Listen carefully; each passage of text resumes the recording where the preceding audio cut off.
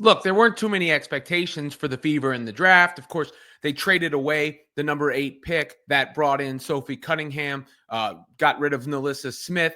That was their big move around the draft, but that doesn't mean you can't acquire players of impact. And their stated goal, the front office's stated goal, is to create a competitive training camp environment, which I think they've already gone a long way toward doing. I mean, they have players on training camp contracts. Jillian Aileen has, been around the world, really, right? And she's going to Fever camp. Jaylen Brown has a chance to carve out her WNBA career or continue it. She was acquired as part of that deal, the big deal as well.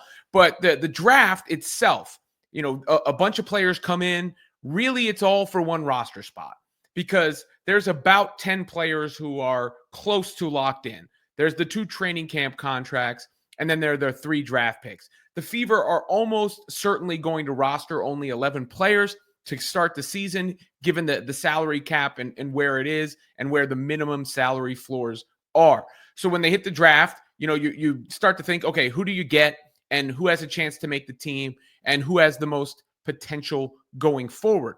I think those are all real questions that you look to get the answer to when you have a night like that and when you pick where the Indiana Fever pick. And they go with Makayla Timpson at Florida State, out of Florida State, with the 19th pick in the draft.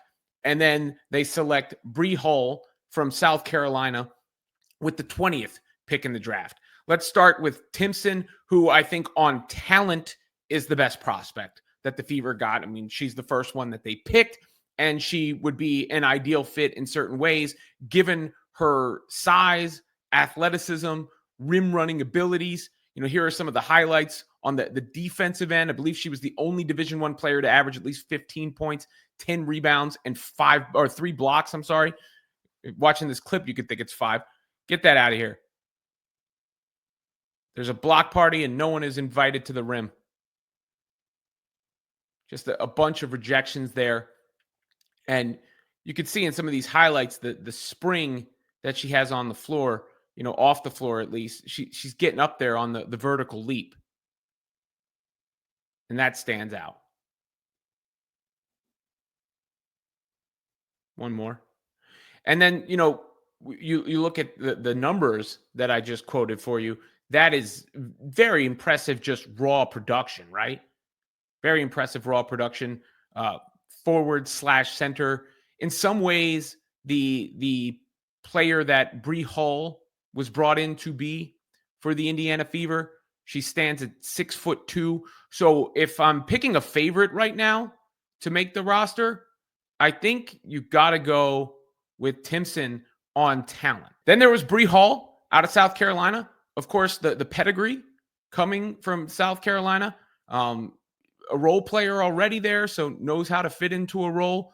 Didn't really particularly stand out, but is the prototypical kind of 3-and-D sort of player. A bigger guard. I think it's 6 feet tall, which the Fever don't exactly have on the roster. And when you look at the highlights from Brie Hull, that's the thing that I think from a fit standpoint, the Fever would be looking at. They don't really have that kind of play. Sydney Colson's not huge. Lexi Hull, obviously a good perimeter defender, but that's not Caitlin Clark or Kelsey Mitchell's bag. So they might be looking for players who can do the dirty work like that. Getting the hand in there. Going the other way. Stepping into the 3.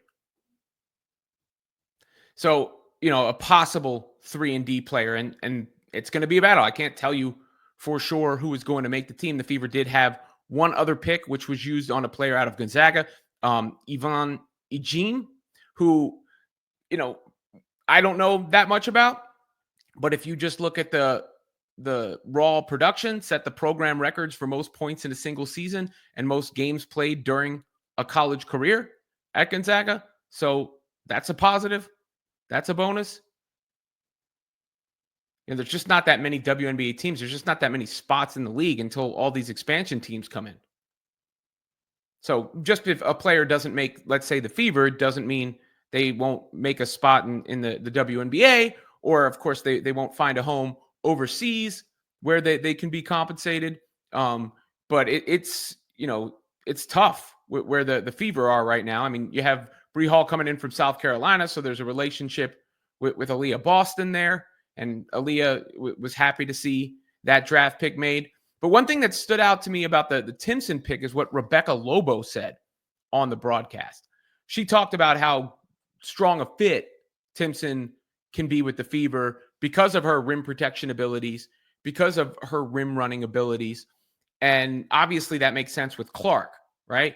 And Rebecca said something specifically. She said, I really think she has a great chance to stick with the Fever.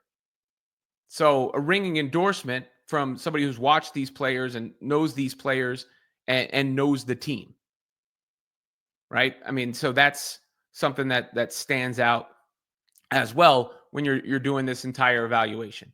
But it's a bunch of players battling for one spot. On future potential talent, I've got to give the edge to Timpson from what I've seen.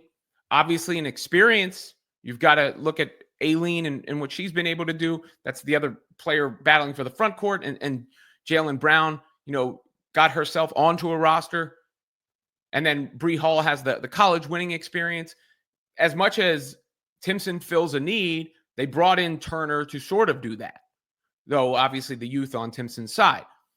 You could argue that Hall fills a more immediate need lacking in the roster when it comes to the surplus at the end.